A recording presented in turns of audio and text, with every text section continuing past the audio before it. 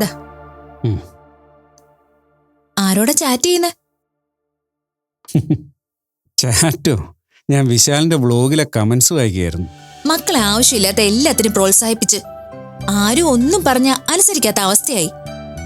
അവരുടെ ആഗ്രഹങ്ങൾക്കും ഇഷ്ടങ്ങൾക്കും അനുസരിച്ച് അവർ ജീവിക്കട്ടെ തന്നെ. നാളെ ഒരു കാലത്ത് നമ്മൾ കാരണം അവരുടെ സ്വപ്നങ്ങൾ നേടാൻ പറ്റിയില്ലെന്ന് അവർ പറയരുത്.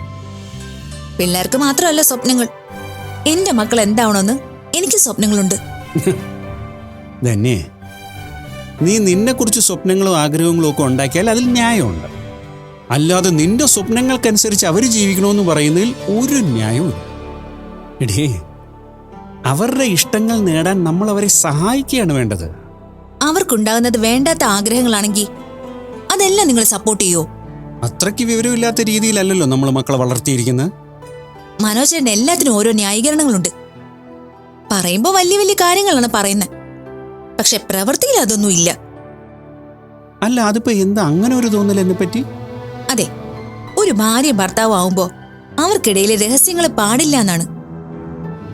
അങ്ങനെ ആരാ പറഞ്ഞു? പൊതുവെ അങ്ങനെയാ പറയുന്നത്. ഇപ്പൊ ഞാനും പറഞ്ഞു. അതൊന്നുമല്ല.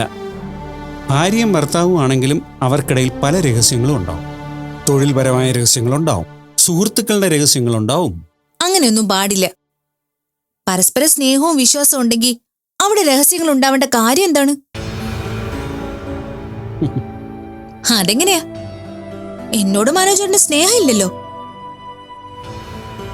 കണ്ണു മീച്ചു നോക്കണ്ട. എന്നോട് പറയാത്ത പല കാര്യങ്ങളും മനോജേട്ടന്റെ മനസ്സിലുണ്ടെന്ന് എനിക്കറിയാം. എടി, നിന്നോട് പറയാനുള്ള കാര്യങ്ങളൊക്കെ ഞാൻ നിന്നോട് പറയുന്നുണ്ട്. ഇല്ല, നമ്മുടെ കുടുംബത്തിലെ കാര്യങ്ങൾ പോലും മനോജേട്ടൻ എന്റെ അടുത്ത് നിന്ന് മറച്ചു വെക്കുന്നുണ്ട്. എന്തു മറച്ചു വെച്ചു? മീരയുടെ വിവാഹം ഉറപ്പിച്ച കാര്യം നിങ്ങൾ എന്നോട് പറഞ്ഞോ? മീരയുടെ വിവാഹം ഉറപ്പിച്ചോ? ആരുറപ്പിച്ചു? അവളുടെ അച്ഛൻ ഹരി. അല്ലാതാരാ? വിവാഹമൊന്നും ഉറപ്പിച്ചില്ല. അത് ഉറപ്പിച്ചാൽ നമ്മളോട് പറയാതിരിക്കൂ? നീ എന്തൊക്കെയാ തന്നെ പറയുന്നത്? മീരയ്ക്കൊരു ഡോക്ടറുടെ ആലോചന വന്നില്ലേ? അതുമായി മുന്നോട്ട് പോവാന്ന് തീരുമാനിച്ച കാര്യ ഞാനിപ്പോ പറഞ്ഞത്.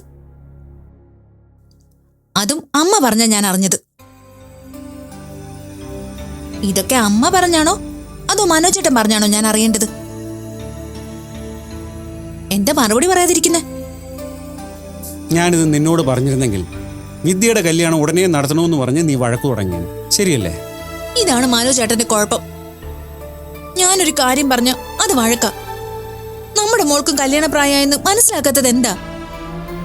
അവളെക്കാൾ പ്രായം കുറഞ്ഞ മീരയുടെ വിവാഹം നടത്താൻ ഹരി ഒരുങ്ങുന്നത് കണ്ടിട്ടും മനോജേട്ടന് ബോധം ഉണ്ടാവുന്നില്ലെങ്കിൽ പിന്നെ ഞാൻ എന്ത് ചെയ്യാനാ? മീരയുടെ പഠിത്തം കഴിഞ്ഞ് അവൾക്കൊരു ജോലിയായി. മീര സ്വന്തം കാലിൽ നിൽക്കാൻ പ്രാപ്തയാണ്. ഈ സമയത്തൊരു കല്യാണം ആലോചിക്കുന്നതിൽ വലിയ തെറ്റൊന്നുമില്ല. വിദ്യയുടെ അവസ്ഥ അതല്ല. അവളുടെ പഠിത്തം കഴിയട്ടെ, എന്നിട്ട് ആലോചിക്കാം. ഇത് തന്നെ പിന്നെ പറഞ്ഞുകൊണ്ടിരുന്നോ? പക്ഷെ ഞാനിതിന് സമ്മതിച്ചു തരുമെന്ന് കരുതണ്ട. എന്താ വേണ്ടെന്ന് എനിക്കറിയാം.